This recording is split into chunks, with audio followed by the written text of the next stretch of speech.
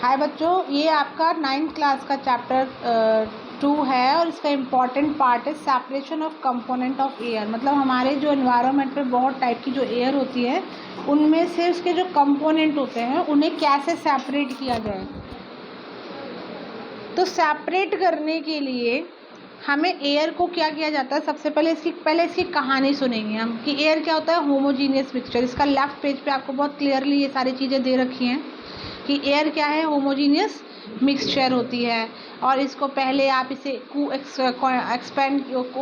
Contract कीजिएगा, इसका temperature बढ़ाइएगा, pressure बढ़ाइएगा, अपने आप बढ़ेगा।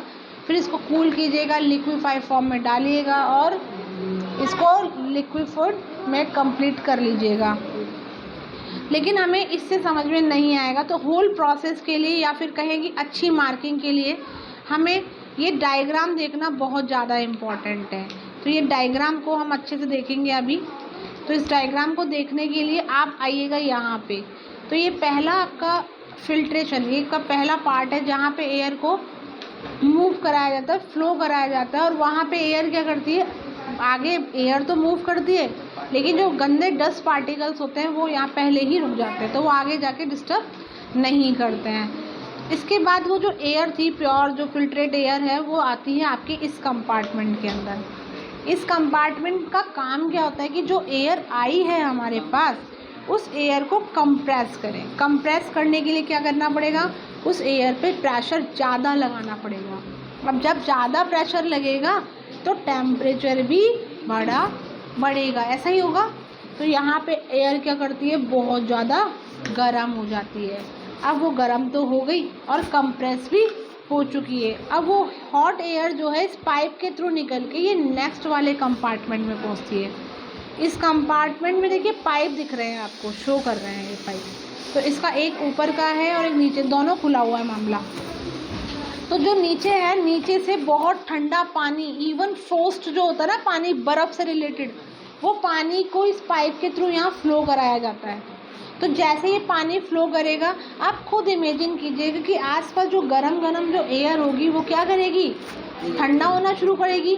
ठंडा होना शुरू करेगी मतलब प्रेशर डिक्रीज़ होने लगेगा, थोड़ा प्रेशर डिक्रीज़ होने लगेगा। लेकिन आप ये मान, ज़्यादा नहीं हो पाएगा बट थोड़ा ही हो पाएगा।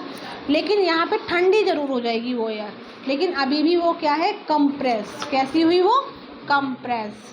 अब वो आई अपने नेक्स्ट कंपार्टमेंट में। नेक्स्ट कंपार्टमेंट में जैसे ही वो प्रवेश करती है तो छोटी सी एयर, छोटे से जो एरिया में जो एयर थी, कंप्रेस एयर थी, अगर उसे बहुत बड़ा एरिया मिल जाए तो वो क्या करेगी, वो फैलना शुरू होगी। अगर सोचो हम छोटे से घर में रहते हो, छोटा सा कमरा हो हमारे पास और हमें एक बहुत बड़ा गार्डन मिल जाए, हम कैसे फैल के घूमते हैं इधर से उधर ना, सेम काम ये भी करेगी। तो ये भी एक्सपेंड होना शुरू हो जाएगी। ये एक्सपेंड होगी और जब एक्सपेंड हुई तो मतलब इसका टेम्परेचर डिक्रीज़ होगा, प्रेशर भी डिक्रीज़ होगा। जैसे टेम्परेचर डिक्रीज़ हुआ, कार्बन जो उसके अंदर है ना, एनवायरनमेंट के अंदर जो कार्बन है वो उसको सहन ही नहीं कर पाएगी। वो कहेगी बस मैं तो ठंडी हो गई। और वो ड्राई आइस मतलब सॉलिडिफाइड हो जाती है और वो ड्राई आइस बन के बगल वाले कंपार्टमेंट से पाइप से इसको आउट कर देते हैं। इसको आउट मतलब सेपरेट कर लिया जाता है। तो यहाँ पे एक बंदा आउट हो गया। कौन हो गया, कार्बन डाइऑक्साइड। अब बची हुई कौन थी, ऑक्सीजन, आर्गन एंड नाइट्रोजन। इन्हें आगे लेके गए। तो ये अभी भी कैसी है, अब तो एक्सपेंड है और यहाँ पे लिक्विफाइड एयर है जो नेक्स्ट कंपार्टमेंट में जाती है। इसको एक्सपेंशन जेट बोला गया। यहाँ पे क्या होता है, फ्रैक्शनल डिस्टिलेशन का प्रोसेस होता है। फ्रैक्शनल डिस्टिलेशन के प्रोसेस में बॉइलिंग पॉइंट बहुत काम आता है। अब यहाँ पे बॉइलिंग पॉइंट क्या होता है, ऑक्सीजन, आर्गन और नाइट्रोजन का अलग अलग होता है। ऑक्सीजन का बॉइलिंग पॉइंट बहुत ज़्यादा होता है और इनका बॉइलिंग पॉइंट होता है बहुत कम। ऑक्सीजन का बॉइलिंग पॉइंट 183 डिग्री सेल्सियस होता है नेगेटिव में।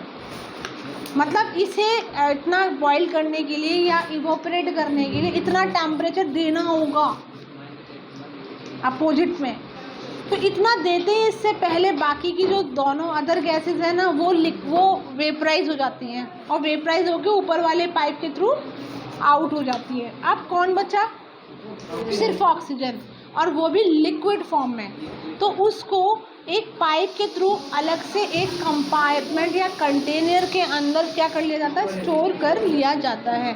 और यही एयर को आपको जगह जगह पे जो क्या ऑक्सीजन है, जो लिक्विफाइड ऑक्सीजन है, जो आप हॉस्पिटल में और जगह जगह आपको ये मिलती है। इस तरीके से हम अपने एयर, कहते हैं एनवायरनमेंट में जो एयर है ना, उससे कैसे कैसे गैसेस को अलग अलग कर सकते हैं, सेपरेट कर सकते हैं। तो फर्स्ट वाले प्रोसेस में तो कार्बन अलग हो गई थी, कार्बन डाइऑक्साइड, और सेकेंड पोर्शन में आर्गन और नाइट्रोजन निकल के चले। अगर आप चाहो तो आर्गन और नाइट्रोजन को भी यहाँ से क्या कर सकते हो, स्टोर कर सकते हो ना। अब बाकी बची ऑक्सीजन, लास्ट में कौन होती है, liquefied oxygen. Is it clear?